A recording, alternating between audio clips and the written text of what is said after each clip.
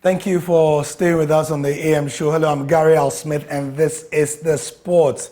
This morning, a few minutes ago, FIFA have released a report detailing how all clubs from around the world that contributed to players at the last World Cup will benefit financially. You might recall that Joy Sports said before the World Cup that if Ghana were to have locally based players or players from the domestic league at the World Cup, they would get an amount of money.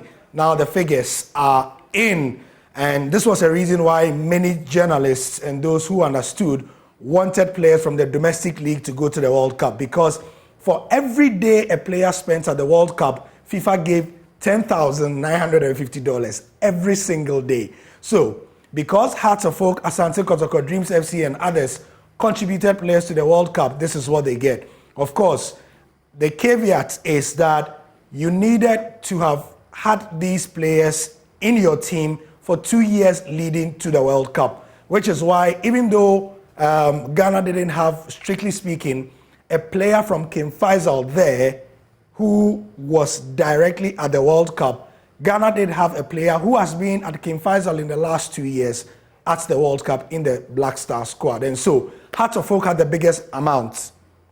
$219,000 will hit their accounts. So Asante Kotoko, second highest, $200,000 just about. And then Steadfast FC, which is where Fatau Isahaku comes from, is $109,500. $109,504. Then we have Dreams and King Faisal, both on $18,250 each. So this is part of what is called the FIFA Club Benefits Program. It started in 2010 and it will continue in 2016. You can find more details on myjoyonline.com. Globally, the club that got the most amount of money was Manchester City. They had over $4.59 million. FC Barcelona were second.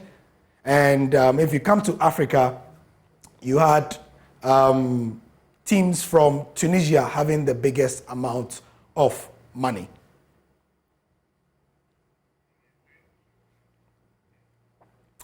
Right, yesterday, for Ghana to qualify for more World Cups and to get more money like this, the Ghana Football Association launched the National Football Philosophy, which is essentially will ensure a distinct style of play as well as coaching.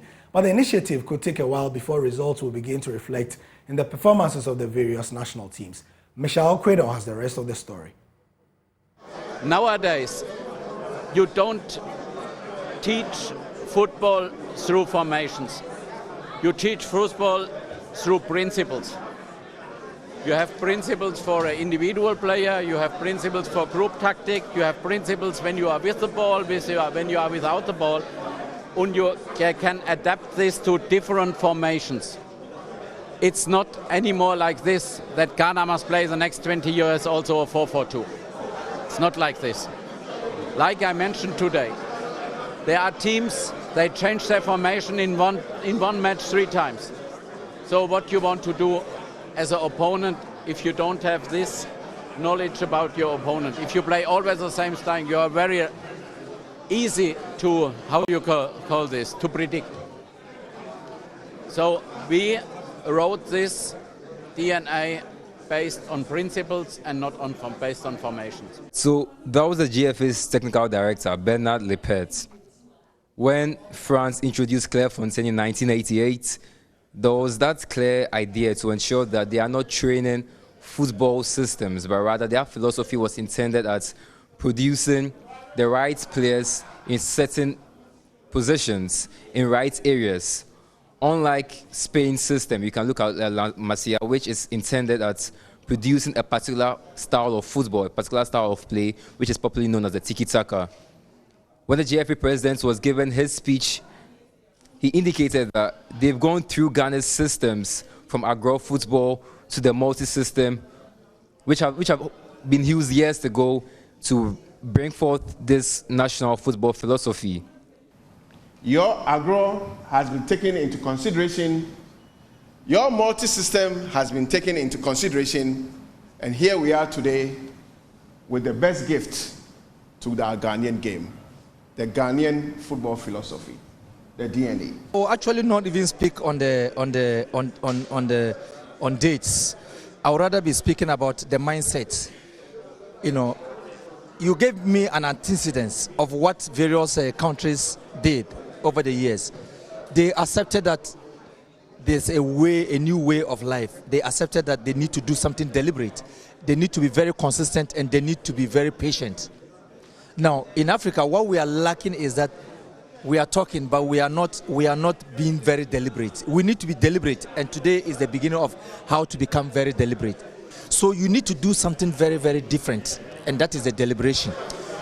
It tells you that you need to begin to see something, and you need to be aligned with it. Everyone around the industry need to be aligned with it. Administrators, stakeholders, all the stakeholders that you can talk about. You're linking the age cohort to the sport, and obviously you will get the best out of a younger age in relation to the sport. But more importantly, I think that getting our DNA defined is a very important step. We just got the document. We would want to understand what's in the document. They call it a technical document. It's been 2 years running and they've done their own research. I believe it will be connected to schools. You can't do this. Look at the age brackets they defined. Under 11, under 15, and so obviously it's the school-going age, so it's going to be connected.